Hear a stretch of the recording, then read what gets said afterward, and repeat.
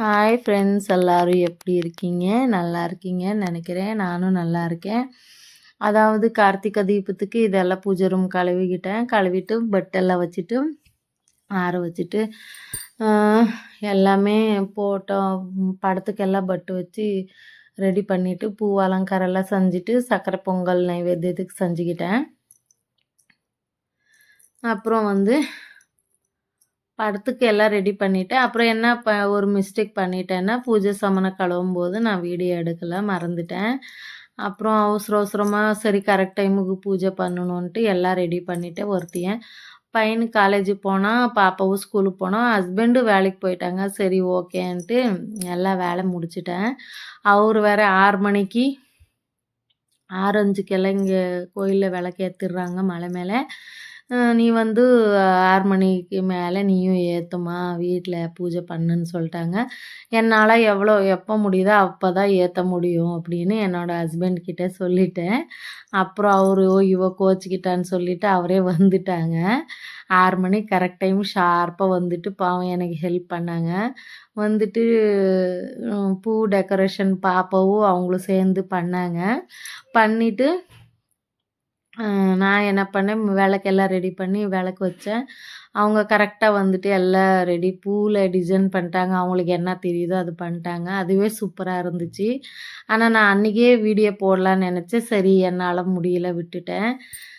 தம்பி next time சரி அவனுக்கு எக்ஸாம் நம்ம டிஸ்டர்ப் பண்ண வேண்டான்ட்டு நானும் கம்னாயிட்டேன். எப்படி போன வருஷம் நல்லா சூப்பராக எப்படி பில் பத்திரை எல்லாமே வச்சு ஈஸ்வரன் சாமிக்கு நல்லா பூஜை பண்ணியிருந்தேன். போன வருஷம் சுண்டல் எல்லாமே நைவேத்திக்கு வச்சு பூஜை பண்ணியிருந்தேன். இந்த வருஷம் யூடியூப் பண்ணிகிட்ருக்கேன். ஆனால் எதுவுமே ஸ்பெஷலாக சமைக்கல. ஒரு டைம் நல்லா ஜோராக சமைச்சு வச்சுருவேன்.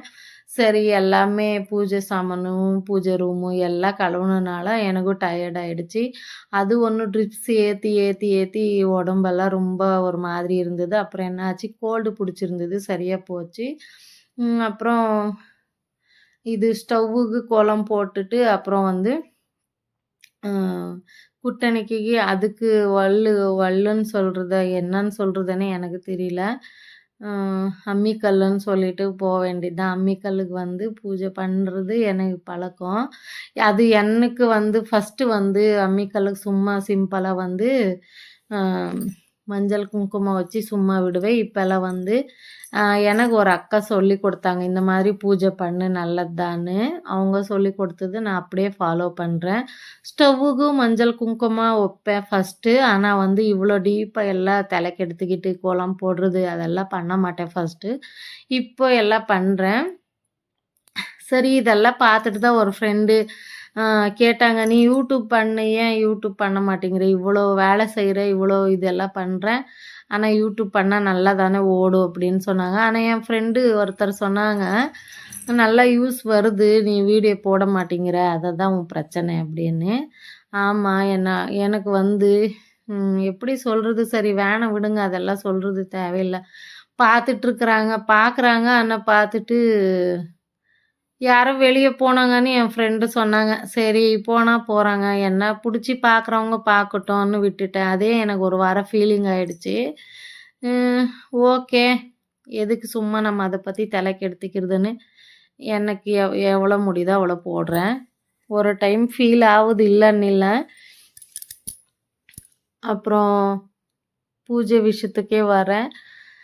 இன்னொன்று என்னென்னா, நான் இதுவரைக்கும் பெட்டு கவர் மாற்றுறது நான் வீடியோ பண்ணவே இல்லை. நான் மாற்றினா உருண்டி பிரண்டி எடுத்து மாற்றுவேன். அதே என் பொண்ணும் என் பையன்தான் மாற்றணும். அதனால தான் நான் பெட் கவர் மாற்றும் போது நான் வீடியோ எடுக்க மாட்டேன். ஏன்னா நான் படுத்துட்டு போடுவேன். இல்லை அது எனக்கு அந்த பக்கமும் இடம் இல்லை, இந்த பக்கமும் இடம் இல்லை. ஏன்னா எனக்கு காலில் எப்படி அது எப்போவுமே சொல்லிகிட்டே இருக்கிறா இந்த அம்மா நினச்சிக்கலாம். ஏன்னா சொல்லாமல் அது உங்களுக்கு தெரியாது.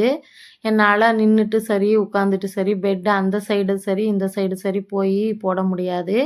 நம்ம பெட்டு சென்டரில் போட்டிருந்தா நம்ம சுற்றி கவர் போட்டிருக்கலாம். ஆனால் அந்த பிளான் எங்களுக்கு தெரியாம போச்சு. அது இப்போ தான் நானும் ஒரு ஒரு யூடியூப்லேயே பார்க்கும்போது எனக்கு ஃபீல் ஆகுது. என்னோட வீடு கட்டியிருக்கிறோம். நமக்கு சூப்பரான வீடு தான் நமக்கு அமைஞ்சிருக்கு. ஆனா நமக்கு ஏத்த மாதிரி வந்து என்ன சொல்றது? எல்லாமே அமையல.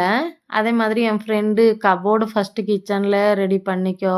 எவ்வளோ சூப்பரா இருக்கிற கிச்சன் இப்படி கெடுத்து வச்சிருக்கிறேன்னு திட்டினாங்க. என்ன பண்றது? சரி அது ரெடி பண்ணலான்னு இருக்கிறேன். ஒண்ணு போனா ஒண்ணு வருது. என்ன பண்றதுன்ட்டு கம்முனு இருக்கிறேன். சரி பார்த்துக்கலாம். இது டோர் வந்து சிங்க்கு கிட்ட கழட்டி வந்துச்சு பாருங்க ஃப்ரெண்ட். அது அங்கேயே வச்சிருக்கிறேன். அது கூட அப்படியே இருக்கு. யாரன்னா பார்த்தீங்கன்னா, இது என்னாதுன்னு நெனச்சுக்க கூடாதுன்னு நான் முன்னாடியே சொல்லிடுறேன். அது ஒண்ணு நீங்க கமெண்ட்ல கேட்கறது, நானே பதில் பேசுறது, நானே கேள்வி கேட்கறதுன்ற மாதிரி இருக்கும் உங்களுக்கு. சரி எனக்கு அவ்வளோ எப்படி சொல்றது? தமிழ்ல அவ்வளோ நீட்டா நான் பேசுறேனா இல்லையான்னு தெரியல. எனக்கு தெரிஞ்சது நான் பேசிடுறேன். அப்புறம் சப்பாத்திக்கு வந்து ம் தயிர் போட்டு தான் எப்பவுமே பெசஞ்சு வைக்கிறது வீட்ல. பசங்களுக்கு தயிர் போட்டு பெசையணும். இல்லன்னா மூலங்கி சாறு எடுத்து பெசஞ்சா, அவங்களுக்கு அது சாஃப்ட்னஸ் கிடைக்குது. வெஜிடபிள் என்ன பண்றாங்கன்னா, எல்லாமே சாப்பாடுல போட்டா எல்லாம் எடுத்து சைடுல வச்சுடுறாங்க. சஞ்சனாவும் அப்படிதான் பண்றா. பிரஜு அப்படிதான் பண்றான். சரி அதுக்கு நான் என்ன பண்ணிடுறேன், இந்த மாதிரி தோசையில போடுறது, சப்பாத்தில போடுறது எல்லாம் பண்ணிட்டுருக்கேன். இப்போ ரீசென்ட்டா ஒரு 10 நாளா அப்படி பண்ணிட்டுருக்கேன். ஆ ஃப்ரைட் ரைஸில போட்டாலும் பீன்ஸு, கேரட் எடுத்து செப்பரேட்டா வச்சுடுறாங்க. வெஜிடபிள்ல போட்டாலும் எடுத்து செப்பரேட்டா வச்சுடுறாங்க. ஏன் அப்படி பண்ணிட்டுருக்காங்கன்னு தெரியல. ஃபர்ஸ்ட்டு சாப்பிட்டுட்டு தான் இருந்தாங்க. இப்போ 1 மாசமா, 2 மாசமா அப்படி பண்ணிட்டுருக்காங்க. சரி ஓகே. நம்ம வந்து இப்படி கொடுத்தா இவங்க சாப்பிட மாட்டாங்கன்னு எல்லாம் வந்து இது பண்ணிட்டு சப்பாத்தியில, தோசையில, பணியாரத்துல எல்லாம் போட்டு கொடுத்துட்ருக்கேன். சரி பார்க்கலாம் இன்னும் எத்தனை நாளைக்கு மாற்றி மாற்றி ஏதோ ஒரு சமையல் வெரைட்டியாக செஞ்சு கொடுத்துட்ருந்தேன். இப்போ எல்லாம் வந்து ஏதோ ஒரு சமையல்ன்ற மாதிரி சமைச்சிட்ருக்கேன் 1 மாசமா.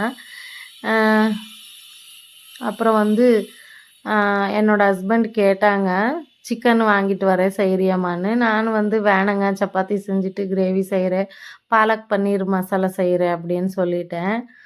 ஓகே செய்யம்மான்னு சொன்னாங்க. சரி அவ்வளோதான் அதே செஞ்சுட்டேன்.